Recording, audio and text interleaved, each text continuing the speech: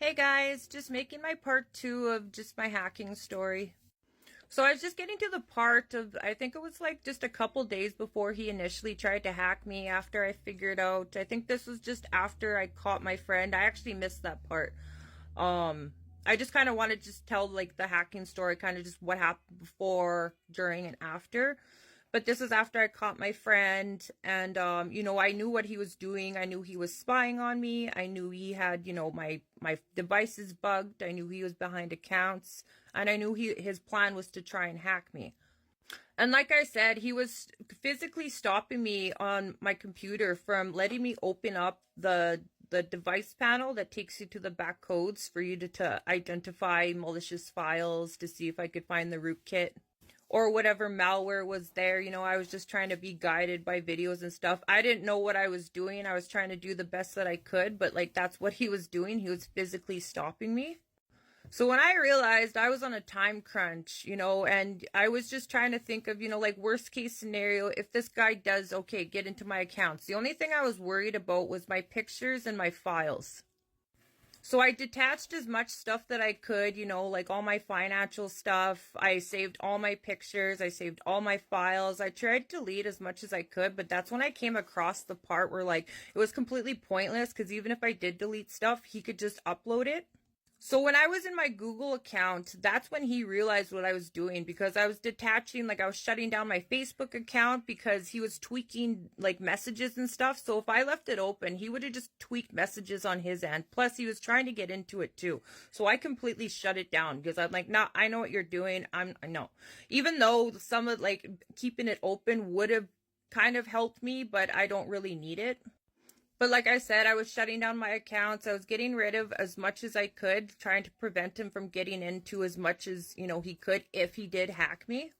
And when I was in my Google account, I was trying to secure it up because my plan was just to, completely just pull the plug and just, cut him out that way as best as I could. I didn't know what I was doing, but that's just the only thing I could think of what to do and what I was guided to do. And when I was in my Google account, I was switching around like, the recovery email, the recovery phone number because I hadn't updated in a while. And as I was doing that, he was pulling up my photos from my Google Drive because I was deleting them and he kept re-pulling them back up and I could see them pulling back up. And that's what I'm saying. When they have control of your account, like if they have a rootkit or some serious malware, they have the ability to do that. They have the ability to watch you, spy on you, pull and extract files, stop you, prevent you from doing stuff. It's pretty hard. They have to get pretty good on their end, but like he knew what he was doing for the most part. Like, it wasn't his first rodeo. But, like I don't really know I don't know what happened, but like, as he was changing the password and stuff and I kept trying to change it back and like I had witnesses too sitting beside me watching this whole thing go down. And then it got really serious. Once, like I kept trying to lock him out. I was like, okay, this is go time. I said, I gotta do something. That's when I looked onto my laptop and when like the little pages come up for like, the Internet Explorer, just a folder, like the folder icon or whatever, that's when a bunch started appearing and it just appeared like little head icons, like little silhouettes of people, and it would say page 1, page 2, and they just started rapidly appearing across my screen. So I cut the Wi-Fi, rebooted my computer. I don't think I was done doing what I was doing in my account, but I was like, I don't have time. So I completely factory reset my phone, and I actually cut them out. When you cut off the Wi-Fi and you factory reset it, if you do it in time, it will lock them out of it because they need the Wi-Fi and all that. They need the cloud servers in order to hack you. It wasn't over though. I did lock him out of my laptop, but I only think that's because my phone was infected first and the email that was from my phone was also logged into my laptop at the time. And, I don't think he had full total control why I was able to factory reset it and, lock him out. And it wasn't the same situation for my phone. It was different for my phone. And that's why I'm thinking, that's why I need this video to get out to people, because that's why I'm thinking is like, if my email, if he was trying to attack the main email that was on my laptop, I think things would have been different.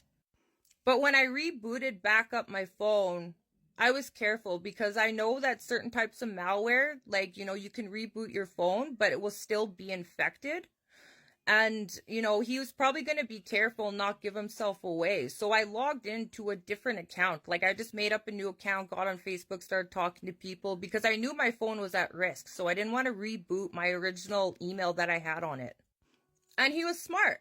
He knew not to give himself away. He knew just to wait for a minute. And I knew that he was going to do that. I said, I bet you anything, he's still on the phone, but he's not going to do anything. He's going to sit and idle.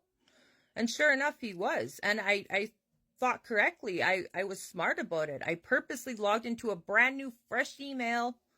Didn't log on the location or anything. Even though I guess if, he did hack it, he could see the IP. But I think it was about a good day and a half. Then, out of nowhere, he tried hacking me. I could see it. My phone started to bug out. I had 10% of battery left on my phone. And because I couldn't factory reset it, I think you needed 15% or 20% battery to factory reset or plug it in. I think you had to be at, doesn't matter if it was plugged in, you had to be at 20% in order to factory reset. It was too late. And he was stopping me from factory resetting my phone. He was physically stopping me. I couldn't factory reset it. So, the only thing I was worried about was my location, my IP address. So I grabbed my kid. I was in the middle of getting ready for the day, actually. I was barely dressed. My daughter was barely dressed. I grabbed her, ran outside, ran to my neighbor. He was outside. He grabbed a hammer, smashed the phone. I went out and I tried stomping on it. That's how durable those phones are. And I have a strong kick. I used to do dance and soccer. I got some killer legs and I couldn't even break that phone. So it's after all that, I ended up getting a new device eventually. Completely switched everything that I was doing. I sorted accounts. There's a whole different way that I go about online, and like I said, I really like it because it gives me a peace of mind. I always knew this guy was stalking me, but I was never 100% sure on how heavily he was stalking me, because he was always around, and I always knew that if he never stopped, there's something wrong with him. And that's why I want everybody on here to know about it. Anybody that comes across this, especially my followers, and if you get hacked and stuff, because that would be his next plan from here forward, is to make buddy with everybody, gain their trust. And that's why I emphasize seeing them on the camera, because he can't fake himself being on camera. And then he'll eventually hack them. One of them, that's my followers, and then pretend to be them. And then start talking to me, and then, start the whole stupid thing all over. But, that's why I made a rule with my family that we talk verbally and we see each other on FaceTime and in person as much as we can. And every so often, periodically, to prevent this type of thing from happening. And that's why I like that a lot of my followers go on live, because I know I'll be able to see them and I'll be able to talk to them. And then that's also why I'm careful about how I move them, to different devices and stuff. Because, even on social media, I just message people. Even if I have them on there, I will not, because I don't want to show up on friends lists. I don't want to show up in mutual friends. I don't want my friends to show up there. If I have to send pictures and private messages, oh well.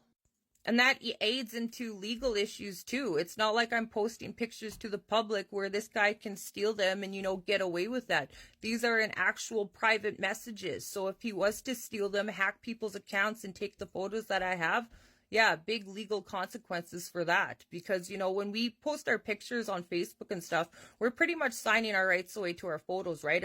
Even if our accounts are private, it's technically considered public. But it's so different when it's in private messages, and that's why I do that for a reason.